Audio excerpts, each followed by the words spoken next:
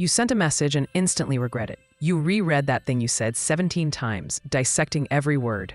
You're stuck in a loop of what ifs. Should I have, and what if they think? Maybe you're replaying a conversation from yesterday, wondering if you sounded awkward. Or perhaps you're agonizing over a decision, paralyzed by all the possible outcomes. This constant mental replay, this endless analysis, is what we call overthinking. It's more than just annoying. It's how your brain, in its own way, tries to protect you. It's a deeply ingrained survival mechanism. Let's break it down, made simple. At its core, overthinking is your brain's highly sensitive alarm system. It's constantly scanning your environment, both internal and external, for potential threats. When it senses uncertainty, ambiguity, or anything that deviates from the expected, it goes into overdrive. Think of it like a smoke detector that's a little too sensitive. A burnt piece of toast sets off the full alarm, not just a gentle warning. Your brain, in its attempt to keep you safe, often treats minor social cues or uncertain outcomes as major emergencies.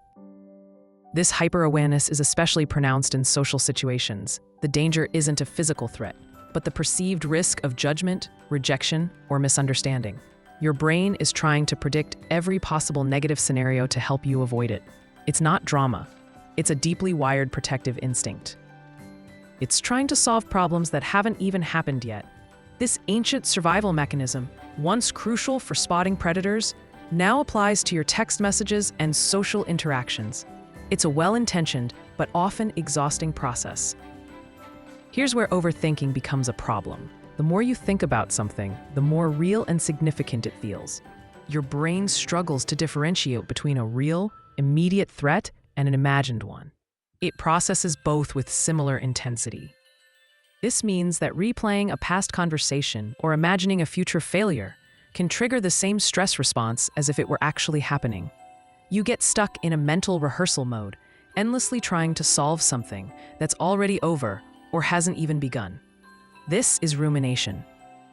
Rumination is like a hamster wheel for your mind. You're expending a lot of energy, but you're not actually moving forward. This constant mental activity reinforces the neural pathways associated with worry, making it easier for your brain to fall into the same patterns next time. It creates a feedback loop. You overthink, which makes you feel anxious, which then makes you overthink even more. This cycle can be incredibly draining, leaving you feeling mentally exhausted and emotionally overwhelmed. It's a trap that many of us fall into without realizing it. Have you ever noticed that your overthinking spikes late at night, or when you're feeling completely drained after a long day? There's a good reason for that. When you're low on energy, your brain's executive functions, which are responsible for filtering thoughts and regulating emotions, become less effective. It's like your brain's internal bouncer goes on break. More what-ifs and anxious thoughts are allowed through the door without proper vetting.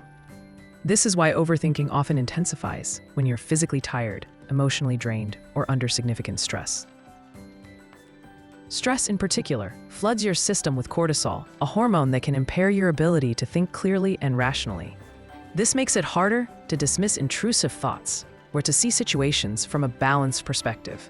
Your brain is already in a heightened state of alert. It's not a sign of weakness or a character flaw. It's simply a consequence of mental overload and depleted resources. Your brain is working overtime, and like any overworked system, it starts to make errors and become less efficient. Recognizing this can help you be kinder to yourself. You can't simply think your way out of overthinking. Trying to suppress thoughts often makes them stronger. Instead, you need to change your relationship with those thoughts and give your brain new patterns to follow. It's about redirection, not suppression. First, label it. When you catch yourself spiraling, simply say to yourself, this is my brain trying to protect me again. Or, this is just overthinking. Naming the pattern creates a tiny bit of distance between you and the thought, giving you a moment of clarity. Next, interrupt it. Overthinking thrives on stillness and repetition. Break the loop with movement, writing, or talking. Get up and walk around, even for a minute. Journal your thoughts to get them out of your head. Talk to a trusted friend or family member. Physical action can shift your mental state. Limit the time you spend on it. If a thought is truly bothering you, give yourself a specific, short window to think about it. Set a timer for 5 minutes. Allow yourself to analyze, worry, or plan during that time. When the timer goes off, consciously shift your focus to something else. Finally, ask yourself, is this thought useful or is it just noise? Many of our overthinking patterns are just mental chatter, not productive problem solving. If a thought isn't leading to a solution or a helpful insight, acknowledge it and then gently let it go. Your brain loves to solve things. Give it a better, more productive puzzle to work on. So, you're not broken for overthinking.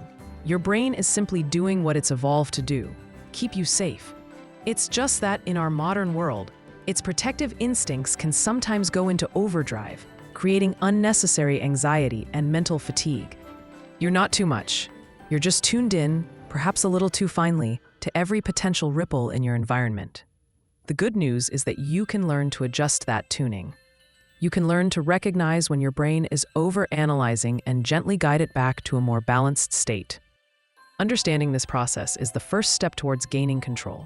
You have the power to decide what thoughts you engage with and what you choose to let pass by. You're not a victim of your thoughts. You're the observer, and now you get to decide what to tune out. What's one random thing your brain still replays on loop? Tell us below. No judgment. We've all got one. Subscribe to BrainSnack for more brain science that actually makes sense. Made simple.